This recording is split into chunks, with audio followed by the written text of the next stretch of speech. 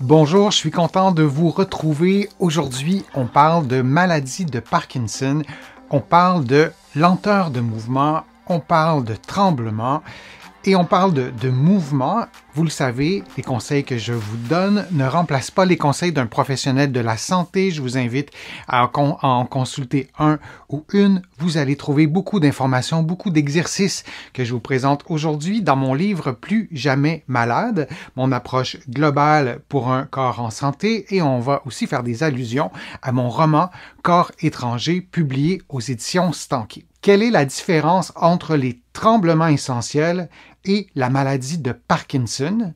Les tremblements essentiels, lorsqu'on voit une personne trembler beaucoup de la tête va faire des mouvements comme de oui et de non. Les mains peuvent faire le même type de mouvement. Je vous décris ça en gros, mais visuellement, quand on voit une personne qui est atteinte de tremblements essentiels, ça nous donne un peu ce portrait clinique ultra résumé. Et donc, est-ce que il y a des différences? Et si oui, quelle est la différence? Entre les tremblements essentiels, ce sont des mouvements involontaires, rythmés, comme je vous le montrais un petit peu de façon peut-être imprécise ou maladroite, et généralement symétriques. Ça va toucher par exemple les deux mains et qui apparaissent surtout lors d'une action volontaire comme tendre la main ou écrire, ou si on essaie de coudre par exemple, ça sera peut-être très difficile de pouvoir prendre le fil, l'aiguille et d'arrimer tout ça. Alors ça, ce sont les tremblements essentiels, qui sont vraiment une condition très spécifique, connue, qui touche quand même une proportion de la population très élevée. C'est le trouble du mouvement, parmi les troubles du mouvement les plus fréquents. Alors, c'est quelque chose qui est connu. On ne connaît pas toujours la cause de ces tremblements essentiels, mais c'est quelque chose qui est connu. Si vous en parlez à votre médecin, encore une fois, c'est connu. Les tremblements essentiels apparaissent surtout pendant une action, par exemple, lorsqu'on tend la main ou on tient un objet, comme je le disais.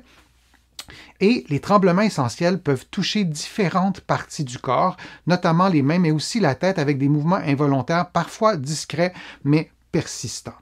Maintenant, si on y va avec la maladie de Parkinson, les tremblements, lorsqu'ils sont présents, parce qu'ils ne sont pas toujours présents, mais lorsque les tremblements sont associés à la maladie de Parkinson, ils sont souvent plus marqués au repos et diminuent lorsque vous bougez. On ne peut pas mettre tous les cas de maladie de Parkinson et tous les cas de tremblements essentiels dans le même panier, si je peux dire. Il n'y a pas juste deux variantes, mais si on veut résumer, lorsque la personne va bouger, les tremblements vont diminuer davantage dans un contexte de maladie de Parkinson, alors que ce sera l'inverse dans un contexte de tremblement essentiel. Si on continue avec la maladie de Parkinson, d'autres signes, et ça c'est important, accompagnent généralement la maladie de Parkinson, comme la lenteur des mouvements, la rigidité. Sur l'illustration, vous voyez un personnage qui est plutôt courbé, donc il va avoir des troubles posturaux aussi dans un contexte de maladie de Parkinson, parce que ce sera probablement associé aussi à de la rigidité, ce qui permet de mieux faire la distinction entre la maladie de Parkinson et les tremblements essentiels. C'est deux choses complètement différentes. Et lorsqu'on découvre chez soi les tremblements essentiels, souvent, en tout cas chez mes patients, la première chose à laquelle on pense, c'est pas les tremblements essentiels, c'est la maladie de Parkinson.